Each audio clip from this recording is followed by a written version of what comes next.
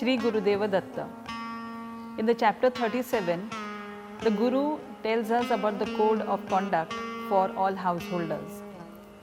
Siddhayogi continues his narration to Naamadharak and tells him how the Guru had advised householders certain code of conduct or householder duties.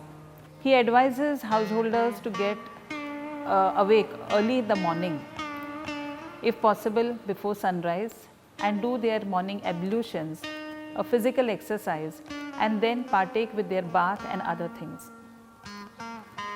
The prayer which they do to the Almighty at the altar where they worship should be offered with flowers and other scented materials. The flowers should be fragrant flowers, and one should, as far as possible, avoid any flowers which are wild. Certain deities have certain flowers or things to be offered. For instance, Durga should be offered only a red color flower, but not Durva or grass. Grass or Durva should be offered to Ganpati, but not to Vishnu. Vishnu should be offered Tulsi because he finds it one of his favorites, whereas Shiva should be offered the Bilva leaf. These are, of course, preferences of these gods and goddesses, but there is no hard and fast rule, because the Almighty does not depend on any of these colors or flowers or fragrance, because everything is His creation. What is required is intense devotion at the Almighty's feet. That's what the Guru says. He goes on to tell about how food should be served at the meal time to any guest who arrives.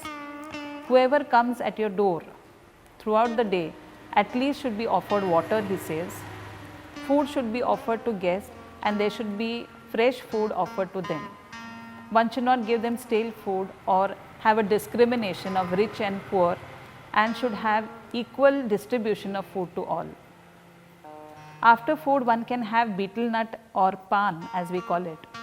But he says those who are menstruating women, bachelors and mendicants should never have it. This, of course, has a scientific purpose. Another thing that the Guru advises householders is how to sleep and on which materials they should sleep on. It is better to sleep on wood which is supposed to be freshly cut, and one should avoid sleeping in the north-south direction. Again, this has got a scientific purpose. Giving all these codes of conduct to Brahmins as well as householders, the earlier chapter and this chapter summarizes how the Guru wants us to lead a peaceful and a blessed life.